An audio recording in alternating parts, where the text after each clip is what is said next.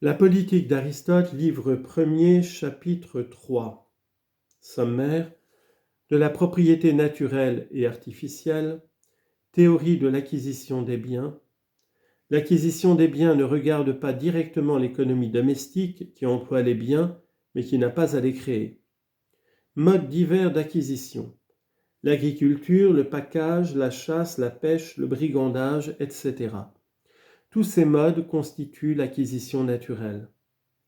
Le commerce est un mode d'acquisition qui n'est pas naturel. Double valeur des choses, usage ici, échange, nécessité et utilité de la monnaie, la vente, avidité insatiable du commerce, réprobation de l'usure. Puisqu'aussi bien l'esclave fait partie de la propriété, nous allons étudier, suivant notre méthode ordinaire, la propriété en général et l'acquisition des biens. La première question est de savoir si la science de l'acquisition ne fait qu'un avec la science domestique, ou si elle en est une branche, ou seulement un auxiliaire. Si elle en est l'auxiliaire, est-ce comme l'art de faire des navettes sert à l'art de tisser, ou bien comme l'art de fondre les métaux sert au statuaire? Les services de ces deux arts subsidiaires sont en effet bien distincts. Là, c'est l'instrument qui est fourni, ici, c'est la matière. J'entends par matière la substance qui sert à confectionner un objet. Par exemple, la laine pour le fabricant, l'airain pour le statuaire. Ceci montre que l'acquisition des biens ne se confond pas avec l'administration domestique, puisque l'une emploie ce que l'autre fournit. À qui appartient-il en effet de mettre en œuvre les fonds de la famille, si ce n'est à l'administration domestique ? Reste à savoir si l'acquisition des choses n'est qu'une branche de cette administration ou bien une science à part. D'abord, si celui qui possède cette science doit connaître les sources de la richesse et de la propriété, on doit convenir que la propriété et la richesse embrassent des objets bien divers. En premier lieu, on peut se demander si l'art de l'agriculture et en général la recherche et l'acquisition des aliments est compris dans l'acquisition des biens ou s'il forme un mode spécial d'acquérir. Mais les genres d'alimentation sont extrêmement variés, et de là cette multiplicité de genres de vie chez l'homme et chez les animaux, dont aucun ne peut subsister sans aliments. Par suite, ce sont précisément ces diversités-là qui diversifient les existences des animaux. Dans l'état sauvage, les uns vivent en troupe, les autres s'isolent, selon que l'exige l'intérêt de leur subsistance, parce que les uns sont carnivores, les autres frugivores et les autres omnivores. C'est pour leur faciliter la recherche et le choix des aliments que la nature leur a déterminé un genre spécial de vie. La vie des carnivores et celle des frugivores diffèrent justement en ce qu'ils n'aiment point par instinct la même nourriture et que chacun d'eux a des goûts particuliers. On peut en dire autant des hommes. Leurs modes d'existence ne sont pas moins divers. Les uns, dans un désœuvrement absolu, sont nomades. Sans peine et sans travail, ils se nourrissent de la chair des animaux qu'ils élèvent. Seulement, comme leurs troupeaux sont forcés pour trouver pâture de changer constamment de place, eux aussi sont contraints de les suivre. C'est comme un champ vivant qu'ils cultivent. D'autres subsistent de proie, mais la proie des uns n'est pas celle des autres. Pour ceux-ci, c'est le pillage. Pour ceux-là, c'est la pêche, quand ils habitent le bord des étangs et des marais, les rivages des fleuves ou de la mer. D'autres chassent les oiseaux et les bêtes fauves. Mais la majeure partie du genre humain vit de la culture de la terre et de ses fruits. Voici donc à peu près tous les modes d'existence où l'homme n'a besoin d'apporter que son travail personnel, sans demander sa subsistance aux échanges ou au commerce. Nomades, agriculteurs, pillards, pêcheurs ou chasseurs.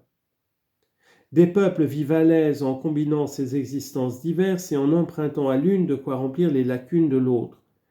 Ils sont à la fois nomades et pillards, cultivateurs et chasseurs, et ainsi des autres qui embrassent le genre de vie que le besoin leur impose. Cette possession des aliments est, comme on peut le voir, accordée par la nature aux animaux aussitôt après leur naissance, et tout aussi bien après leur entier développement.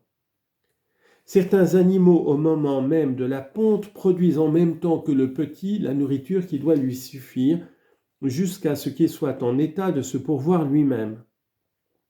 C'est le cas des vermipares et des ovipares. Les vivipares possèdent pendant un certain temps en eux-mêmes les aliments des nouveau-nés. Ce qu'on nomme le lait n'est pas autre chose. Cette possession des aliments est également acquise aux animaux quand ils sont entièrement développés. Et il faut croire que les plantes sont faites pour les animaux et les animaux pour l'homme. Privés, ils le servent et le nourrissent. Sauvages, ils contribuent, si ce n'est tous, au moins la plupart, à sa subsistance et à ses besoins divers. Ils lui fournissent des vêtements et encore d'autres ressources. Si donc la nature ne fait rien d'incomplet, si elle ne fait rien en vain, il faut nécessairement qu'elle ait créé tout cela pour l'homme. Aussi la guerre est-elle encore en quelque sorte un moyen naturel d'acquérir, puisqu'elle comprend cette chasse que l'on doit donner aux bêtes fauves et aux hommes qui, nés pour obéir, refusent de se soumettre. C'est une guerre que la nature elle-même a faite légitime. Voilà donc un mode d'acquisition naturelle faisant partie de l'économie domestique qui doit le trouver tout fait ou se le procurer sous peine de ne point accumuler ces indispensables moyens de subsistance sans lesquels ne se formerait ni l'association de l'État ni l'association de la famille. Ce sont même là, on peut le dire, les seules véritables richesses, et les emprunts que le bien-être peut faire à ce genre d'acquisition sont bien loin d'être illimités, comme Solon l'a poétiquement prétendu, en disant « L'homme peut sans limite augmenter ses richesses ». C'est qu'au contraire, il y a ici une limite comme dans tous les autres arts. En effet, il n'est point d'art dont les instruments ne soient bornés en nombre et en étendue. Et la richesse n'est que l'abondance des instruments domestiques et sociaux. Il existe donc évidemment un mode d'acquisition naturel commun aux chefs de famille et aux chefs des États. Nous avons vu quelles en étaient les sources. Reste maintenant cet autre genre d'acquisition qu'on appelle plus particulièrement et à juste titre l'acquisition des biens. Et pour celui-là, on pourrait vraiment croire que la richesse et la propriété peuvent s'augmenter indéfiniment.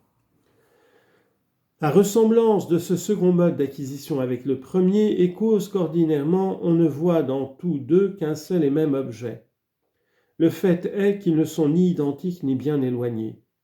Le premier est naturel, l'autre ne vient pas de la nature, et il est bien plutôt le produit de l'art et de l'expérience. Nous en commencerons ici l'étude.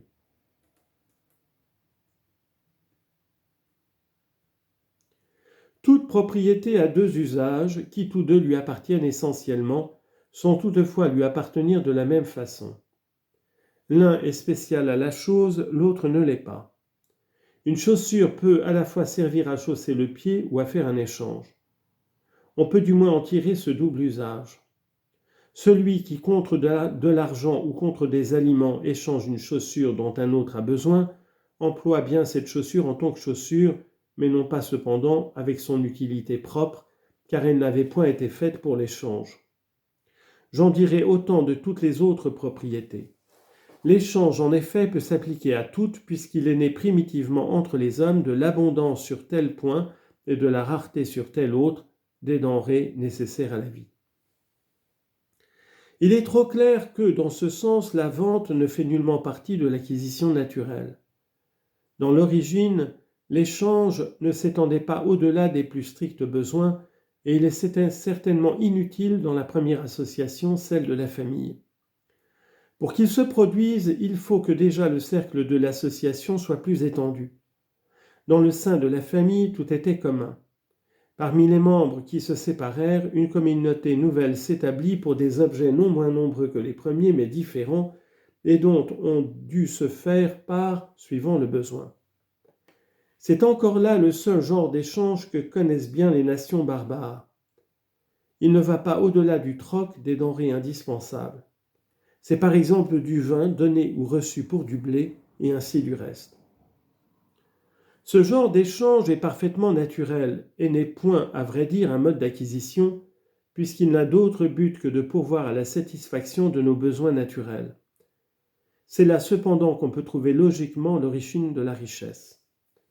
À mesure que ces rapports de secours mutuels se transformèrent, en se développant par l'importation des objets dont on était privé, et l'exportation de ceux dont on regorgeait, la nécessité introduisit l'usage de la monnaie, les denrées indispensables étant en nature de transport difficile.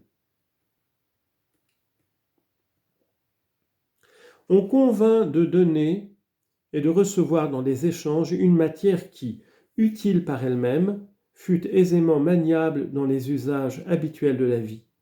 Ce fut du fer, par exemple de l'argent, ou telle autre substance analogue, dont on détermina d'abord la dimension et le poids, et qu'enfin, pour se délivrer des embarras de continuel mesurage, on marqua d'une empreinte particulière signe de sa valeur.